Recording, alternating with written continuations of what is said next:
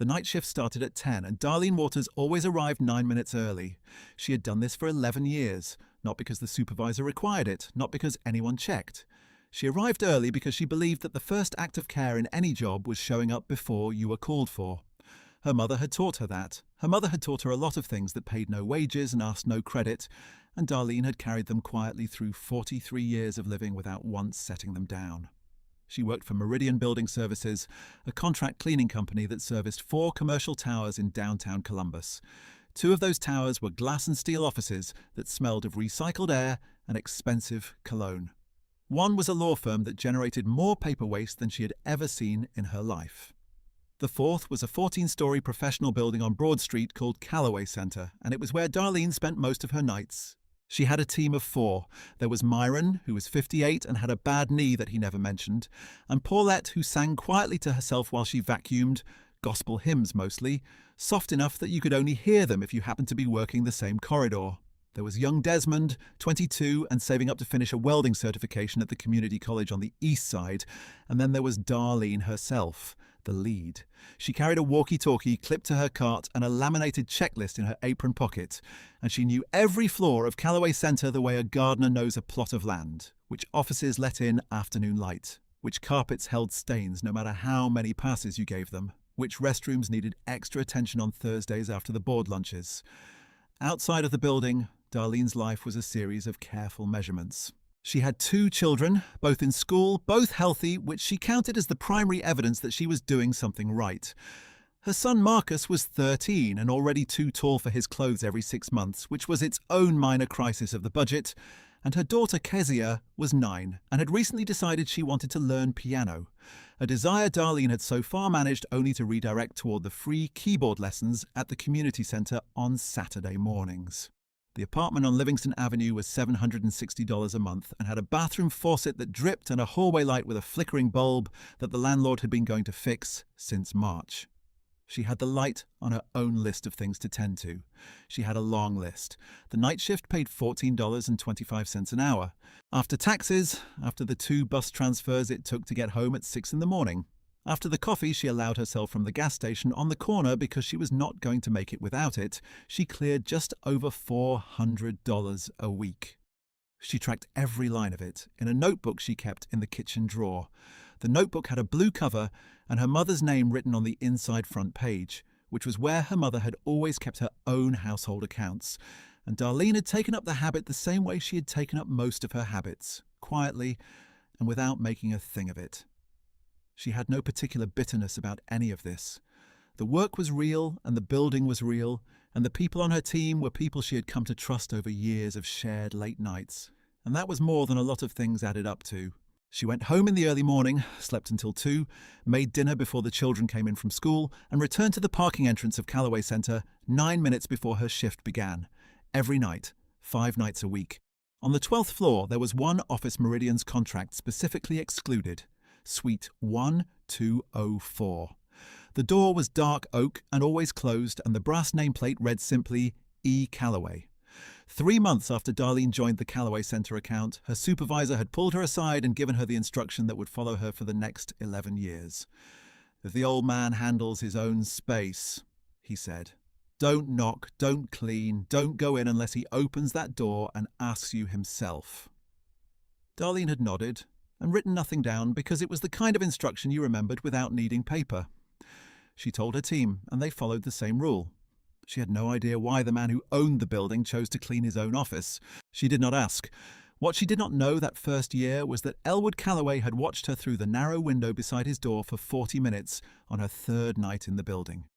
He had a habit of working late, alone, and he had noticed the way she moved through the hallway outside his suite, careful and methodical, and how she paused at the water fountain on the far wall and wiped it down twice, even though water fountains were not on the standard checklist for that corridor. He had watched her prop open the stairwell door with her foot so the hinges wouldn't bang and wake anyone who might be sleeping in the building's small overnight security office 1 floor down. He had told no one about any of this.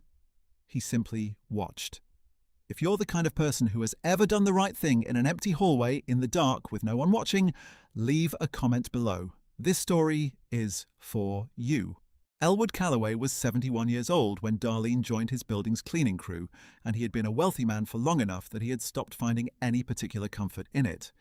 He had built Calloway Centre in 1991 with a bank loan that had required 3 co-signers and a level of faith from a loan officer named Sandra Briggs that still occasionally moved him when he thought about it. He had started as a civil engineer, then moved into commercial development, then spent 20 years accumulating the kind of quiet institutional wealth that shows up not in flashy cars but in one modest building that carries your name and generates enough income to keep you occupied. He had outlived his wife by 4 years. Their daughter, Patricia, lived in Atlanta and called on Sundays. He had 2 grandchildren he sent checks to on their birthdays. He was not a lonely man precisely, but he was a solitary one, and his office on the 12th floor was the place in the world where he felt most like himself. He cleaned it himself because his wife Vera had cleaned it with him every Friday evening for the first 12 years after the building opened, and after she was gone, he had not been able to bear the idea of someone else moving through that space with a cart and a list. It was not sentiment that other people would understand if he tried to explain it, so he kept the arrangement in place and said nothing. What he had not expected was that the woman who ran the night crew on the rest of his building would treat the hallway outside his door with the same care she gave every other hallway. He had quietly expected some resentment. He had worked with contractors long enough to know that excluded spaces had a way of generating small passive protests. Floors buffed just a little less thoroughly nearby. Supplies restocked a little less promptly. He had been prepared for it and had decided he would not hold it against anyone. None of that happened. Instead, the hallway outside Suite 1204 was always immaculate. The brass on the elevator doors facing his corridor was polished every Thursday. The single light that had flickered outside his office window for 6 weeks was reported by Darlene to the building manager before Elwood had gotten around to calling it in himself. When a small section of baseboard near his door came loose, he found a handwritten note slid under his door the following morning. It read that floor 12 B corridor baseboard near 1204 was pulling away from the wall. Maintenance should check so no one trips. She had signed it. Night crew, Darlene. Elwood had read that note 3 times. He folded it and put it in his desk drawer. Over the following years there were others. Never intrusive, never assumptive. A note about a ceiling tile that showed signs of water damage. A note about a door hinge on the stairwell that was beginning to fail. Once, a note about a young man she had seen sleeping in the parking structure stairwell 2 nights running, in case building management wanted to quietly have someone check on him. That last one had so specifically revealed something about her character that Elwood had sat with it for a long time after reading it. He had begun, during his late evenings, to listen for the sounds of the cleaning crew, the distant hum of the vacuum in the corridor, the steady rhythm of the cartwheels on the floor. He did not open his door. He simply listened, and the sound of diligent, unhurried work in the quiet building was its own form of company. The office had 30 years of accumulated weight in it. Not clutter. Elwood was not a man who let things pile, but presence.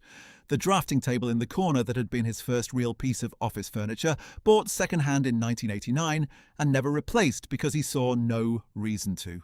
The framed photograph of Vera on the day Calloway Centre opened.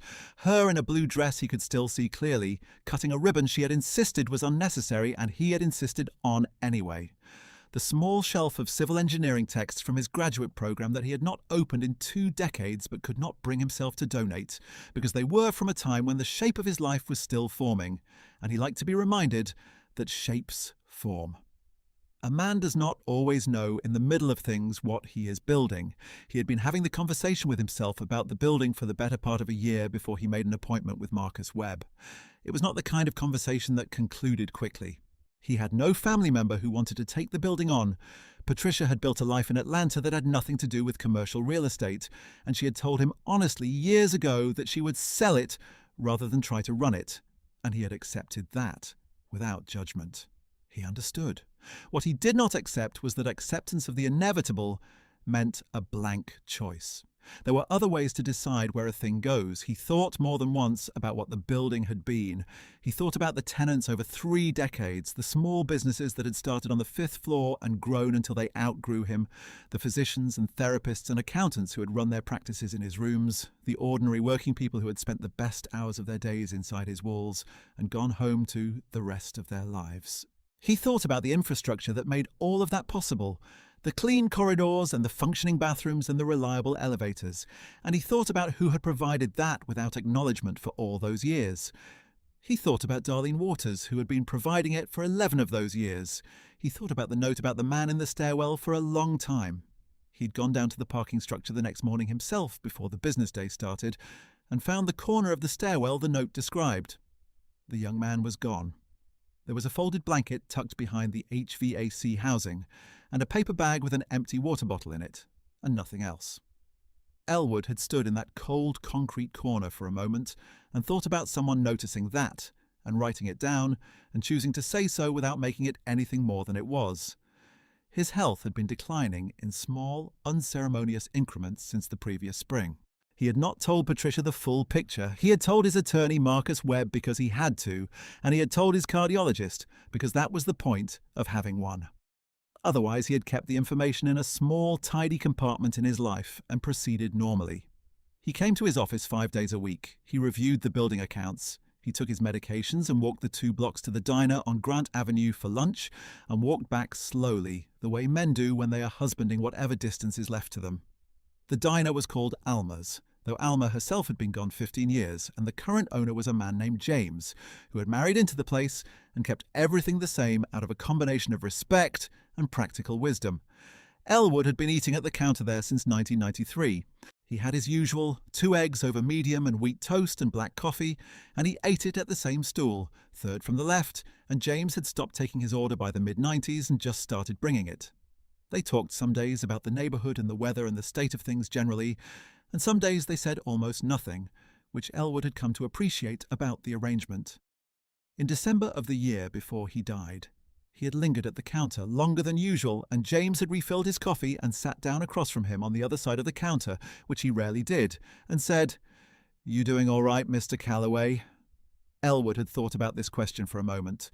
"I'm getting my affairs in order," he said. James nodded slowly. He had seen people getting their affairs in order before, at the counter of a diner, in the careful way they spoke about it, the specific calm they carried. "Everything the way you want it to be," he said. "Almost," Elwood said. "I'm working on the last part." He left his usual tip, $2, folded exactly, which was what he had left since 1993 and which James knew better than to comment on, and he walked back to the building. The last part, as Elwood described it to Marcus in a meeting that December, was a bequest he needed language for. Marcus was a careful man who did not express surprise easily, and he had looked at Elwood across the desk and said, slowly and without inflection, "You understand this is the building." "I understand it's the building," Elwood said. Marcus had given him every reasonable alternative, had laid them out in plain order the way a good attorney does, the sale, the charitable trust, the family arrangement, the standard disposition. Elwood had listened to all of them. He said, "I want to do what I described." Marcus said, "Give me the names." Elwood could give him only the first names and the employer, and he told Marcus to find the rest. Marcus found the rest. In November of the 3rd year of Darlene's tenure, there was a night she encountered Elwood face-to-face for the first time. She had come around the corner of the 12th floor corridor with her cart, and his door was open. He was standing in the doorway in his suit jacket and slacks, and he was holding a folder that had slipped and scattered papers across the hallway floor. He was bending toward them slowly, with the careful deliberateness of a man whose knees and back had formed an uneasy treaty with effort. Darlene set the brake on her cart and bent down without a word, and began collecting the papers. She stacked them neatly in the order she found them, which she gathered from the page numbers was the correct order, and she handed them to him. He accepted them and looked at her for a moment. "Thank you," he said. "No trouble," she said. He said, "You're the night lead?" "Yes, sir. 11 years this March." He nodded slowly. He looked down at the papers in his hand, and then he looked back up at her. "The notes you send," he said. "I read every one." She did not know what to do with that, so she said, "I just write down what I see." "That's a rarer thing than it sounds," he said. He went back inside and closed the door, and Darlene moved on down the corridor with her cart. She was not sure what she had expected Elwood to be like, having spent years aware of his presence on the other side of a closed door. He was not what she would have constructed from the parts. She had assembled over 11 years an impression of someone important and possibly difficult, someone whose exclusion from the cleaning contract was a signal of something about power and preference. What she had seen instead was an older man in a well-worn suit, moving carefully through a hallway he seemed to love, with courteous eyes and a way of speaking that suggested he had spent a long time listening. She thought about what he had said, that her habit of writing down what she noticed was rarer than it sounded. She was not sure it was rare exactly. She had always operated on the principle that a thing seen and left unremarked was a kind of small negligence, that if your eyes were open and working, you owed the world at least the acknowledgement of what they found. But she had learned enough at 43 to know that not everyone operated on that principle, and maybe the man had a point.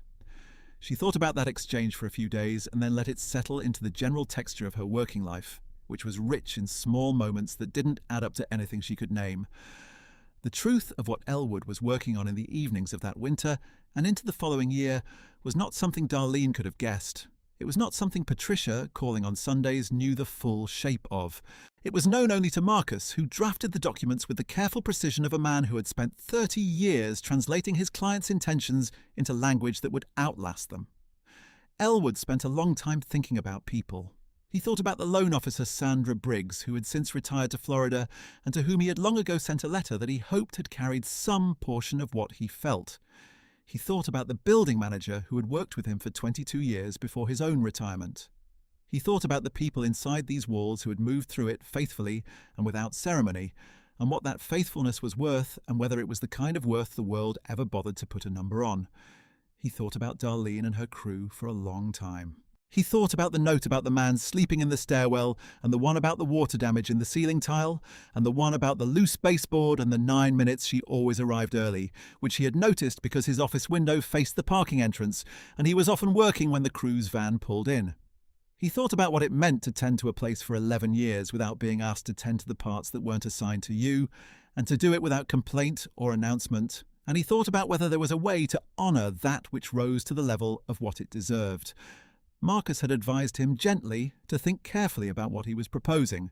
Elwood had thought carefully. He had been thinking carefully for 60-some years. He was not given to impulsive acts, and this was not one. "Do it the way I described," he told Marcus. Marcus did. Paulette was the one who noticed first that the building felt different in December, though she couldn't have said in what way. The holiday decorations in the lobby were the same as every year. The overnight guard was the same man. Darlene attributed the feeling to the cold and the shorter days, and the way large buildings contracted in winter and made small sounds in the night that they didn't make in summer. The truth was that Elwood had not come into the office in the last 3 weeks of December, and Darlene had noticed the absence of the light under his door without fully registering it as absence. She had noticed it the way you notice any change in the weather of a place, as information, filed away without analysis. The floor felt different when he was not there. She would not have been able to say why, given that she had never interacted with what was behind that door beyond the notes she slid under it. She slid one last note in the second week of December. It was about a small water stain that had appeared on the ceiling tile at the far end of the 12th floor corridor, and she wanted building management to know before it spread. She wrote it the same way she wrote all of them, in her ordinary hand on a piece of paper torn from the notepad she kept clipped to her cart, signed "Night Crew Darlene," and pushed it under the door. She didn't hear anything back. She had not expected to. The building manager received a copy of her concerns through the standard channel, which was how maintenance got done regardless, and she moved on. In January, the note was still there when she came to work. She could see the edge of it, barely at the bottom of the door. That was new. She paused for a moment, looking at it, and then she completed her rounds and said nothing. Elwood passed away on the 14th of January, quietly in his home of the heart condition he had been managing for the better part of 2 years. Patricia arranged the service.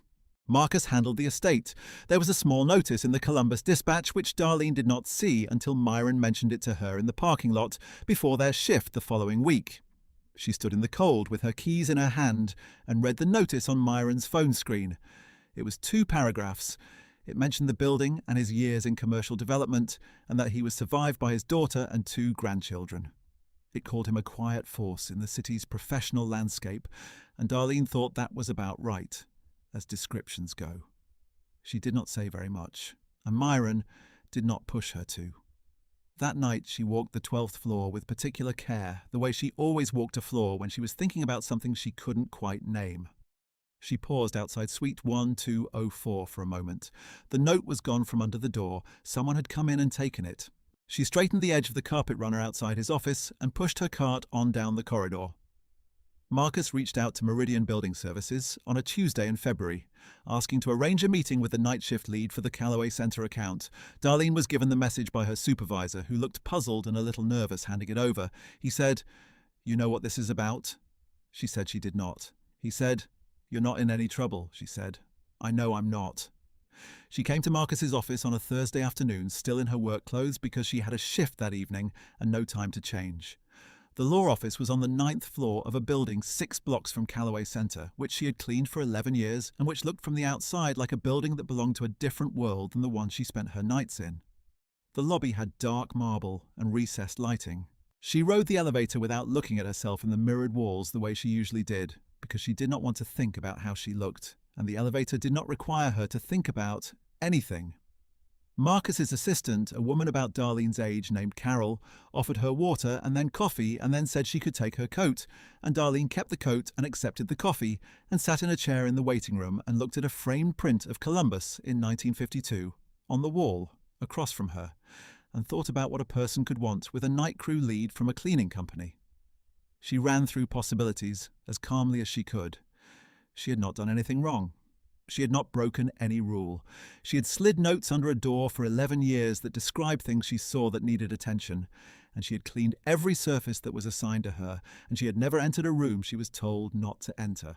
Whatever this was, it was not a problem of her making. Marcus came out and shook her hand and led her into an office that was organized in the particular way of people who handled important things, and understood that the disorder of paper is its own form of clarity. He sat across from her at a desk covered in neat stacks, and he told her that Elwood had passed, which she had not known he was going to say first, and she absorbed it for a moment. "I'm sorry to hear it," she said.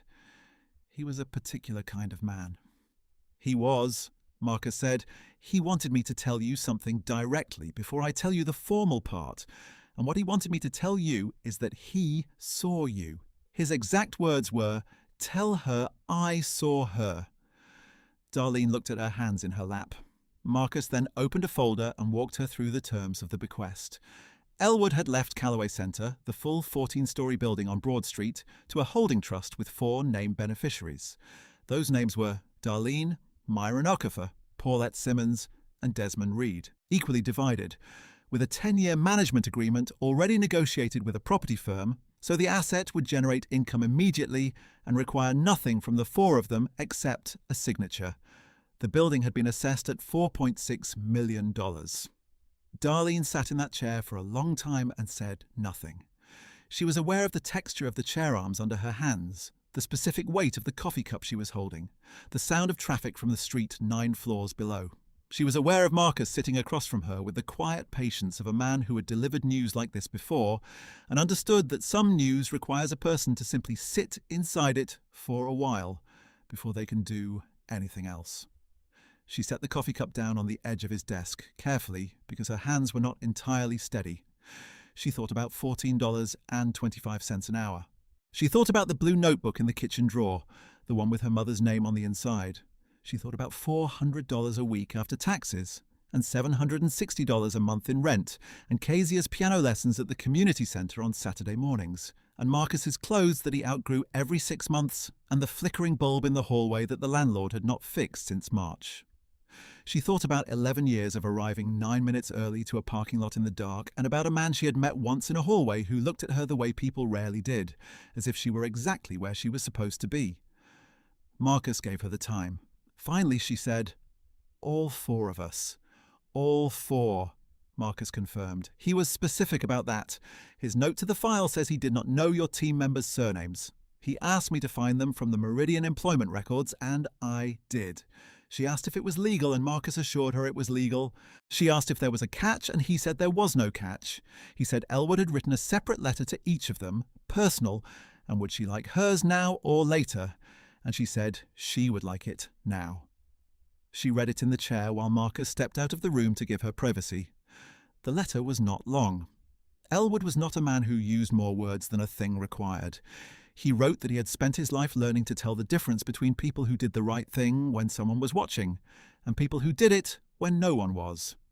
He wrote that in 11 years he had never once seen Darlene's crew treat his hallway as lesser than any other hallway, even knowing his office was off limits to them, even knowing he would never see.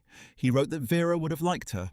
He wrote that the building had been Vera's idea, originally a pipe dream she had sketched on a restaurant napkin in 1987, and that it felt right to leave it with people who understood how to care for a thing.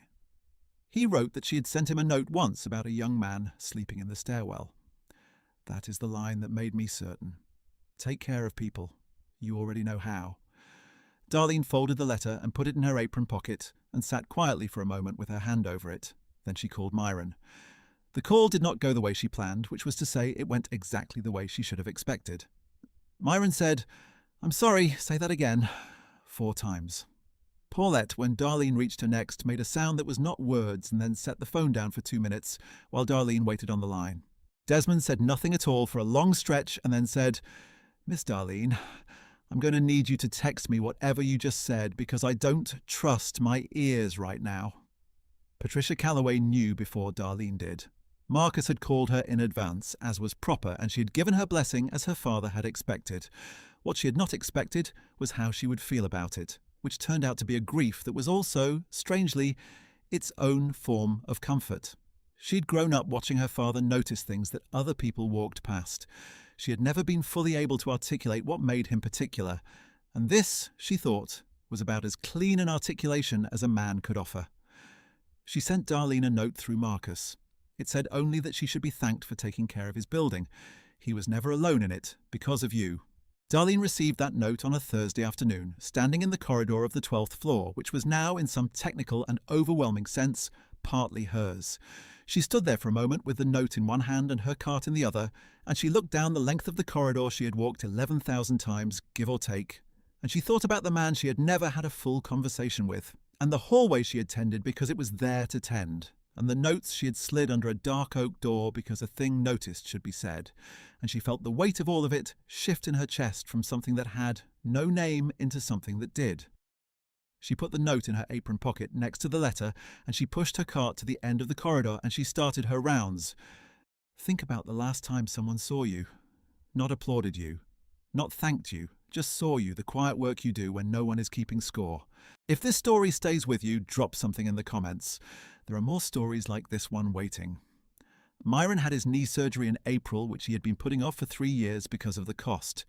He called Darlene from the hospital the morning of, not because she had asked him to, but because they had worked together for 9 years, and the kind of closeness that comes from 9 years of quiet shared labour includes calling someone from a hospital bed when you're about to go under and you want to hear a familiar voice. She talked to him until the nurse came in to tell him it was time, and then she sat at her kitchen table for a while after she hung up and thought about how it was that most of the most important relationships in a life were ones you arrived at sideways through the daily fact of being somewhere together. Myron had the surgery and was walking without a limp 6 weeks later, and he called that a miracle, and Darlene called it modern medicine, and they were both right. Paulette enrolled her youngest in the after-school tutoring program she had wanted him in since 2nd grade, a private tutoring centre on the north side that she had driven past 100 times on the way to her own shift, and that she had looked up once online and then closed the browser because the price per session was more than she was willing to think about. She did not tell Darlene what the tutoring cost. Darlene did not ask. Paulette's boy was reading at grade level by May, and Paulette mentioned it in the parking lot of Calloway Centre on a Thursday evening, a passing mention, the way you mention something you are too full of to treat it lightly. And Darlene said, "That's right," and meant every syllable of it. Desmond finished his welding certification in June and framed the certificate and hung it on the wall of the apartment he was able to take on his own for the first time. A 1-bedroom on the east side, not far from the community college where he had finished the course, and he sent Darlene a photo of it on the morning it went up. She was eating breakfast when the photo came through, her eggs going cold while she sat at the kitchen table looking at the photo of a young man standing in front of a framed piece of paper with his arms crossed, and a look on his face that she recognized as the specific expression of someone who has waited for a thing and then gotten it. She sat for a minute before she responded. When she did, she said only, "You did that." He sent back a single word. "We." She put her phone down and finished her eggs. Darlene herself did not stop working right away. She was not built for sudden stops.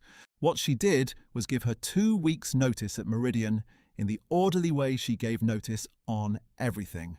With a written letter and a handoff checklist she prepared for whoever would take over the Callaway Centre account. She trained the incoming lead personally for the last week of her notice period, walking every floor, pointing out the things the checklist did not capture, the baseboard in the B corridor that the maintenance team never got quite flush, the elevator on the North Bank that needed its doors cleaned twice because the morning crowds smudged them badly, the water fountain on 12 that always showed a residue ring if you used the standard wipe and not the microfiber. The new lead's name was Brenda, and she was 40 and thorough and asked good questions, and Darlene felt by the last day that the building was in competent hands. She walked that last shift the way she had walked the first one, careful and unhurried, and a little early. On her last night, she went up to the 12th floor at the end of her rounds and stood in front of Suite 1204, the dark oak door, the brass nameplate which still read E. Callaway, and which she had privately decided should remain as it was. She had not gone in. The suite was now managed as a conference room under the property agreement, available to tenants for booking, but it was late and no one had booked it and the door was closed. She stood in the hallway for a moment and looked at the nameplate and thought about a man who sat alone in an office in the dark and did not ask for company, but was glad, in the end, not to have been entirely alone. She thought about her mother, who had told her that the right thing was its own reason and needed no other. She thought about Vera Callaway sketching a building on a restaurant napkin in 1987, and the strange long arc of a thing begun in faith and handed, at its end, to people who understood it. She reached out and wiped a small smudge from the edge of the nameplate with the cloth she kept in her apron. It was a small gesture. No one saw it. She turned off the corridor light behind her and took the elevator down. Outside, the January cold had softened into something that almost felt like early spring, if you weren't looking too closely. She walked to her car in the lot she had parked in for 11 years, the second row, third space, out of habit, and she sat for a moment before starting the engine. The building rose above her in the dark, its windows lit in the ordinary pattern of any commercial building at closing time, a light here, a light there, the rest of it quiet. It was the same building it had always been. She just knew it differently now. She started the car and let the heater run. In her apron pocket, folded small, were 2 pieces of paper, one from a lawyer's desk, one from a man who had watched her work in an empty hallway and decided, finally, to say so. She had not taken the apron off yet. She thought she would wait a little longer before she did. Some things you put down slowly.